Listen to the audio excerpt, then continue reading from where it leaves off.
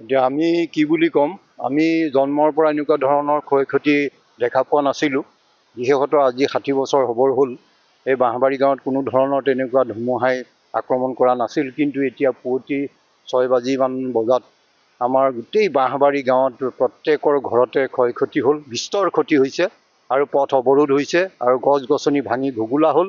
আৰু এঘৰটো বৰ বিশেষভাৱে মোৰ নিজৰে খুৰাৰ ল'ৰা, তেওঁৰ বাঁহ এজোপা পৰি আছে এতিয়াও বৰ্তমানলৈকে, আৰু এনেকুৱা ধৰণৰ ক্ষতি আমি দেখা পোৱাই নাই। এতিয়া বৰ্তমান বহুত পথ অৱৰোধ, এতিয়া মানে যান বাহন চলাটো অসুবিধা, আৰু বিশেষকৈ আমাৰ স্থানীয় ৰাইজৰ ক্ষতিৰ সীমা নোহোৱা হৈছে।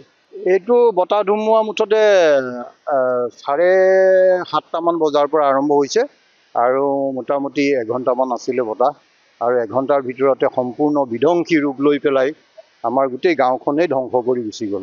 ৰাস্তা বন্ধ হৈ আছে নাই, এতিয়া ৰাস্তাটো পথটো অৱৰোধেই হ'ল। পথৰ কাৰণে এতিয়া আমি যি দেখিছোঁ ঠায়ে ঠায়ে গোটেই গছ গছনি পৰি পেলাই কাৰেণ্টৰ বিজুলীৰ কোনো ধৰণৰ সংযোগ নহ'বই আজি এসপ্তাহমানলৈকে ধৰক। কিন্তু আমি ভাবিছোঁ যে এতিয়া PWD ডিপাৰ্টমেণ্টক আমি জনাম আৰু তেখেতসকলে আহি পেলাই আমাৰ গছ গছনি কাটি দিয়ক, আৰু লগতে স্থানীয় ৰাইজেও আহি পেলাই সহায় সহযোগ কৰি পেলাই আমি নিজৰ পথটো নিকা কৰিবই লাগিব।